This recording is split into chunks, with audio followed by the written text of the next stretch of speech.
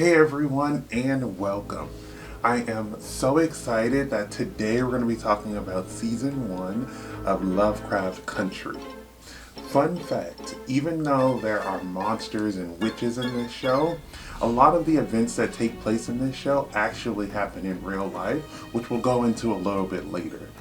The show came out in 2020 and stars Johnathan Majors, Jurnee Smollett, and Michael K. Williams, and was created by Misha. So, without further ado, let's get right into it.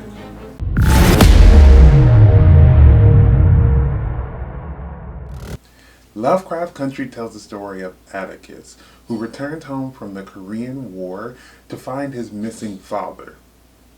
Once he retrieves his father, he finds out that there are dark secrets plaguing his hometown, and he learns about his magical ancestry from the evil Christina. With the help of his dad, Letty, his uncle George, and his aunt Hippolyta, he must now stop all of these unforeseen evils. I think that Lovecraft Country is a brilliant show. It's a little bit confusing at the beginning, but as the story goes along, it all starts to make sense. I think they did a great job with the cast because the acting was phenomenal. Every person really steps into their role and really just embodies their characters. One thing that drew me into this show is that they talked about historical events, but then also mixed in like this supernatural element. Those are like two of my favorite things. I love talking about history and I love like supernatural events. So I wanted to talk about some of the historical events that came up in the show. In the beginning, we see Tick falls asleep on the bus and he has this dream about like this alien invasion, and then out of the blue we see Jackie Robinson. What viewers don't know is that the narration happening during this time is actually from a biographical film about Jackie Robinson that came out in 1950. Tick is seen reading a sci-fi book on the bus stop called The Princess of Mars, which is a real book about John Carter's trip to Mars. The book is extremely relevant when it comes to discourse around racism. We see signs of institutional racism with segregated buses and segregated restaurants, which were really popular during the Jim Crow days. When Letty moves into a white neighborhood, she is harassed and faced with so much anger. This is something that happened when black people moved into what were considered white neighborhoods. They were always met with such hostility. Hiram Epstein on the show experiments on black people. This is something we've seen throughout U.S. history in the medical field, where doctors experiment on black people without their consent or without them even knowing what the experiment was going towards. One of the most famous ones is Henrietta Lacks, whose cells helped revolutionize cancer research. But she did not give consent that her cells could be used, and her family didn't even know that her cells were used in such monumentous experiments when it came to cancer research until someone reached out to them about it. In the first episode, we see the gang is harassed by some cops in a sundown town. Sundown towns were towns around the country where blacks couldn't be in the town once the sun went down, or they would face violence. Uncle George makes a guidebook that tells black people what is safe for them.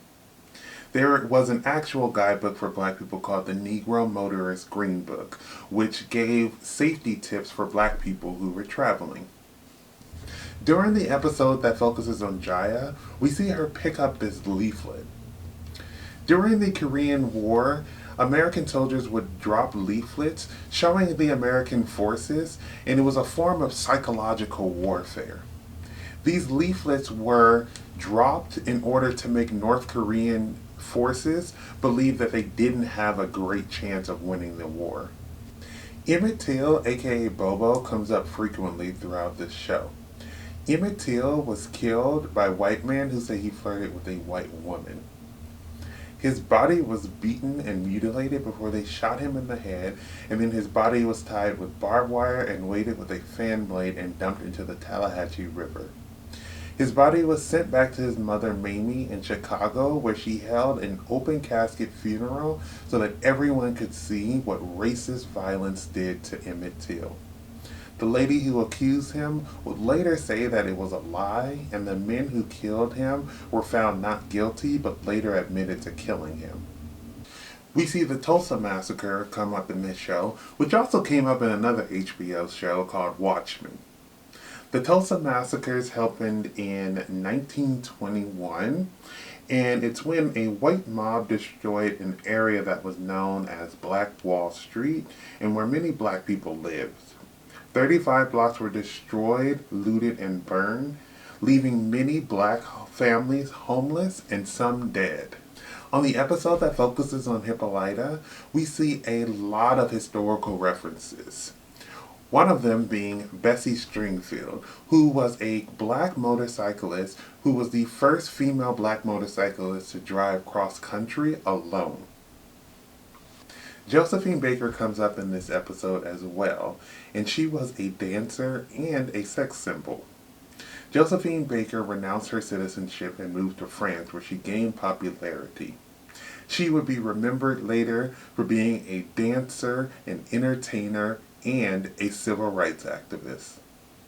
We also meet the Mino, who were an all-female military regiment in the Kingdom of Dahomey in the Republic of Benin. It's crazy to see how much historical events are included in this show, but it's even more crazy to me how a lot of these events are events that people may have never heard of because they have been shied away from when talking about American history.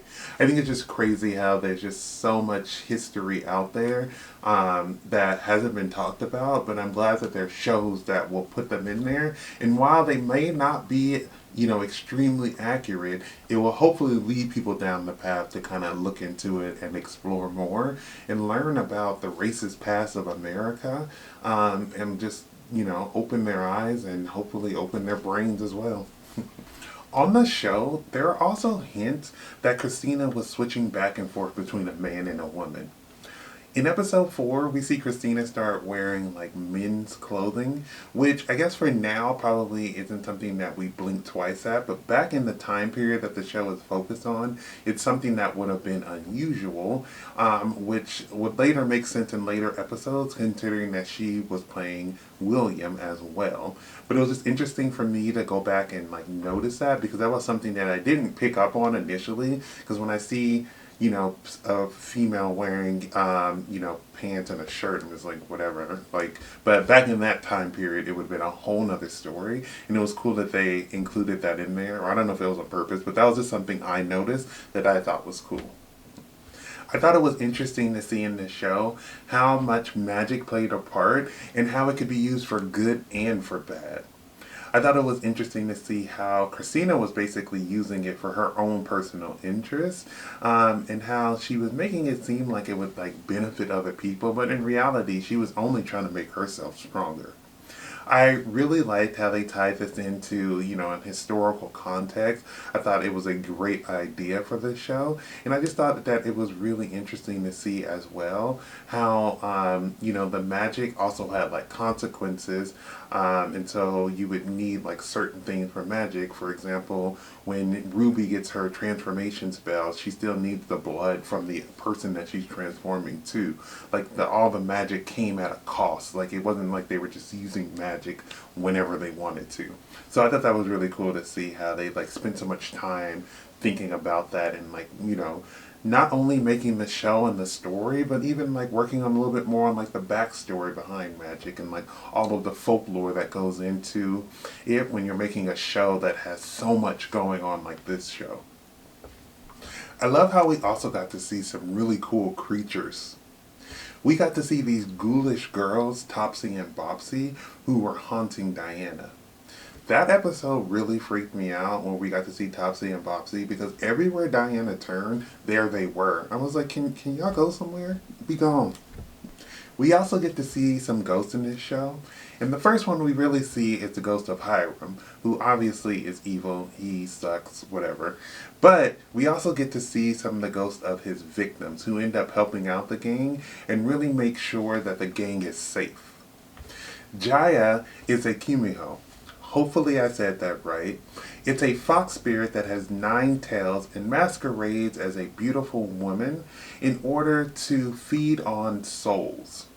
Once enough souls are captured, the spirit will become a human. This is based off of a Korean legend. Shoggoths in this show are kind of like pets, but they're huge and vampiric in nature. They're really cool to see, but they're really scary if they're not on your side. I thought it was really cool to see Hippolyta's storyline and how she's kind of like all-knowing when it comes to science. I thought it was great to see this black woman just being a badass and just being super amazing when it came to science and technology, and not only harnessing all of this information, but passing some of this information down to her daughter.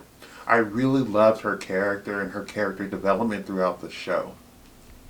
Speaking of Hippolyta, my favorite episode this season is the episode in which we see Hippolyta traveling throughout time and space and just learning different things and living her best life. In this episode, I feel like we really get to see how much of a badass she is, and she really grows so comfortable in her own skin, and she just learns so much. I thought it was a really beautiful episode, and I thought the acting was phenomenal. It was a perfect episode, I think, in the season, and it was really interesting to me, and I really just liked the episode. It was great. Lovecraft Country is just such a great show, and it mixes history with the supernatural so well. You should definitely take a look at this. It is on HBO because it is a very interesting show for people that like supernatural stuff, but it also introduces you to some historical events that have happened that you may not have known about and may encourage you to look into them and learn a little bit more. And so I think it's always cool when you can find a show that's really entertaining, but also encourages you to look up stuff and, expand your knowledge on stuff that actually has gone on in our past. Thank you for watching. I would love to hear your thoughts down below in the comments.